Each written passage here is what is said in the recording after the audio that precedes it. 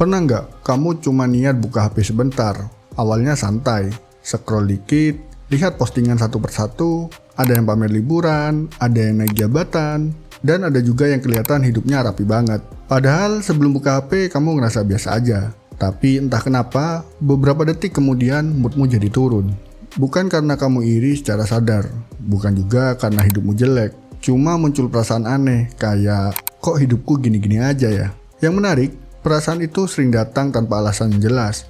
Kamu nggak kehilangan apa-apa, nggak ada masalah baru, tapi rasanya tetap kurang. Dan disinilah poin pentingnya. Masalahnya bukan karena hidup kita buruk, tapi karena cara otak kita salah dalam membaca media sosial. Ini bukan salah kamu, bukan juga karena kamu lemah. Ini soal bagaimana otak kita bekerja saat melihat hidup orang lain lewat layar kecil di tangan kita. Dan itu yang akan kita bahas. Kalau dipikir-pikir, kita sebenarnya jarang iri pada satu hal yang jelas. Bukan iri karena mobil tertentu, bukan karena gaji angka tertentu, dan bukan juga karena jabatan spesifik. Yang muncul justru perasaan samar, perasaan kurang, tapi kurang apa? Kita sendiri nggak tahu. Rasanya kayak tertinggal, tanpa tahu siapa yang sedang kejar kita. Padahal, sebelum buka media sosial, hidup kita baik-baik aja. Tagihan masih sama, kerjaan masih jalan, dan gak ada masalah baru. Tapi setelah scroll beberapa menit, standarnya berubah. Yang tadinya cukup, sekarang berasa biasa. Yang tadinya oke, sekarang terasa kurang. Ini bukan soal kita jadi miskin. Ini soal batas puas kita yang pelan-pelan naik. Media sosial gak bilang hidup kamu jelek. Tapi dia terus menampilkan hidup orang lain yang kelihatan selalu lebih. Lebih rapi, lebih cepat, dan lebih sukses. Akhirnya tanpa sadar kita mengganti patokan. Bukan lagi apa yang aku butuhkan, tapi kenapa aku belum seperti mereka. Dan di titik itu rasa kurang pun muncul. Bukan karena hidup kita menurun, tapi karena standar cukup yang terus terdorong ke atas. Itulah masalah utamanya. Sekarang kita masuk ke alasan paling dasar. Dan ini penting, karena hampir semua orang kena. Sederhananya gini, media sosial itu etalase. Isinya barang-barang terbaik yang dipajang, yang rapi, yang menarik, dan yang kelihatan berhasil. Nggak ada etalase yang sengaja pajang barang rusak. Masalahnya, saat buka media sosial, kita sering lupa satu hal penting. Kita membandingkan hidup penuh kita dengan highlight hidup orang lain. Hidup kita isinya lengkap, ada capeknya, ada gagalnya, dan ada hari biasa yang nggak menarik. Sementara yang kita lihat dari orang lain hanya potongan terbaiknya. Otak kita nggak berhenti buat mikir konteks. Dia cuma melihat hasil akhirnya. Contoh paling gampang, seseorang upload satu foto liburan. Pantai bagus, langit cerah, dan wajahnya kelihatan bahagia. Yang kita lihat cuma itu. Otak kita langsung menarik kesimpulan. Hidup dia enak ya. Padahal faktanya itu cuma satu hari dari 365 hari dalam setahun. Kita nggak lihat hari capek sebelum berangkat, tabungan yang kepakai, dan stres kerja setelah pulang. Semua itu nggak masuk frame. Tapi hidup kita lihat versi fullnya. Hari kerja yang panjang, masalah kecil yang menumpuk, dan rutinitas yang berulang. Akhirnya perbandingannya jadi timpang. Ibaratnya begini, kita menilai hidup kita dari rekaman CCTV 24 jam. Sementara hidup orang lain kita nilai dari foto terbaik yang sudah dipilih. Dan otak kita menganggap itu perbandingan yang adil. Padahal jelas tidak. Bukan karena kita kurang, tapi karena yang dibandingkan memang tidak seimbang dari awal. Selama kita terus membandingkan hidup penuh kita dengan potongan terbaik orang lain, maka perasaan kurang itu akan terus muncul. Bukan karena realita kita buruk, tapi karena cara kita melihat realita sudah keburu terdistorsi. Dan ini baru alasan pertama. Sekarang kita masuk ke alasan kedua. Ini lebih halus, tapi dampaknya besar. Otak kita punya kebiasaan sederhana, yang sering dilihat terasa normal, yang jarang dilihat terasa aneh, atau bahkan terasa gagal. Masalahnya, media sosial mengulang jenis konten yang sama terus-menerus. Setiap hari kita disuguhkan dan melihat orang sukses lebih cepat, hidup yang kelihatan rapi, dan pencapaian yang terus naik. Awalnya kita tahu itu tidak mewakili semua orang, tapi setelah dilihat berkali-kali, otak mulai menganggap sebagai hal biasa. Pelan-pelan, standar normal bergeser. Yang tadinya luar biasa, sekarang terasa wajar. Yang tadinya wajar, sekarang terasa kurang. Akhirnya muncul pola pikir seperti ini. Kalau orang lain bisa lebih cepat, Kenapa aku belum? Kalau hidup mereka kelihatan naik terus, kenapa hidupku datar-datar aja? Di titik ini terjadi kesalahan baca. Sukses orang lain berubah jadi standar, hidup biasa berubah jadi kegagalan. Padahal hidup biasa itu ya memang biasa dan itu normal. Bekerja, capek, istirahat, dan pelan-pelan berkembang. Tapi konten seperti itu jarang muncul karena tidak menarik perhatian.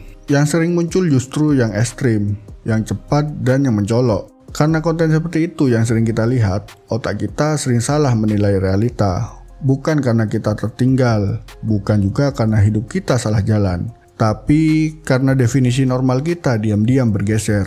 Kita tidak sedang kalah lomba. Kita hanya berdiri di garis start yang terus dipindahkan. Dan selama kita tidak sadar pergeseran ini terjadi, perasaan kurang itu akan terasa wajar. Padahal yang berubah bukan hidup kita. Yang berubah adalah cara otak kita membaca dunia. Kita perlu luruskan satu hal terlebih dahulu. Ini bukan soal media sosial jahat.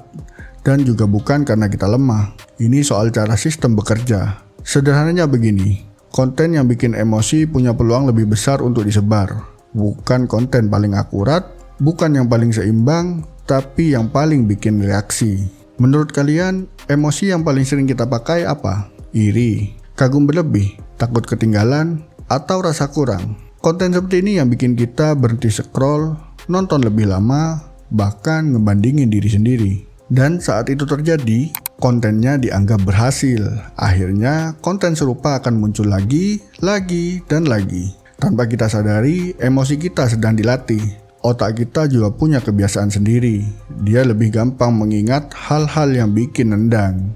Yang bikin kita mikir, kok hidupku kalah ya? Itu yang nempel. Itu sebabnya kenapa setelah main media sosial, yang keingat bukan hal normal, proses panjang, atau kegagalan yang biasa, tapi justru pencapaian ekstrim, hidup yang kelihatan sempurna, dan perbandingan yang tidak seimbang. Ini bukan kebetulan, ini hasil dari sistem yang mengutamakan atensi. Sekali lagi, poin pentingnya ini, bukan kita yang terlalu sensitif, bukan juga karena mental kita lemah, tapi karena sistem memang dirancang untuk menekan tombol emosi kita berulang kali. Dan kalau kita tidak sadar mekanismenya, emosi itu akan terus terasa sebagai realita. Padahal yang kita lihat bukan dunia apa adanya, tapi versi yang paling menggugah emosi. Dan hal tersebut membawa dampak di kehidupan kita sehari-hari. Sekarang kita lihat dampaknya di kehidupan sehari-hari. Bukan teori, bukan konsep besar, tapi efek yang benar-benar kita rasakan. Dampak pertama, sulit puas. Bukan karena kita nggak bersyukur, tapi karena standar puasnya terus naik. Contohnya sederhana, ketika gaji naik, secara logika harusnya lega. Tapi setelah lihat media sosial, perasaan itu cepat hilang. Karena selalu ada yang gajinya kelihatan lebih besar, hidupnya terlihat lebih nyaman, akhirnya naik satu tingkat terasa seperti diam di tempat. Dampak kedua, mudah capek secara mental.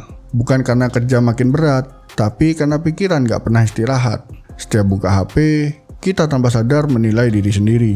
Bandingin, ngitung, dan rasa kurang. Capeknya bukan di badan, tapi di kepala. Dan capek mental itu sering datang tanpa kita sadari. Dampak ketiga, fokus ke apa yang kurang, bukan ke apa yang sudah ada. Pencapaian sebenarnya ada, progres sebenarnya jalan. Tapi perhatian kita tertarik ke satu hal. Apa yang belum kita punya. Contohnya lagi, target tercapai. Harusnya bangga. Tapi yang muncul justru pikiran, kok orang lain bisa lebih cepat. Akhirnya pencapaian sendiri terasa kecil. Padahal kalau dilihat secara jujur, hidup kita bergerak. Masalahnya bukan kurang usaha, bukan juga kurang hasil. Masalahnya fokus kita terus diarahkan ke kekurangan, bukan ke kemajuan. Dan selama fokus itu tidak berubah, hidup akan terasa selalu satu langkah tertinggal. Padahal kenyataannya, kita hanya sedang melihat hidup dari sudut pandang yang salah. Sekarang pertanyaannya, kalau memang mekanismenya seperti itu, kita harus ngapain? Jawabannya bukan hapus semua aplikasi. Bukan juga detox total berbulan-bulan. Itu tidak realistis. Yang lebih penting adalah cara kita memakainya. Langkah pertama, sadari apa yang kita lihat. Setiap kali buka media sosial, ingat satu hal sederhana. Yang kamu lihat bukan gambaran hidup yang utuh.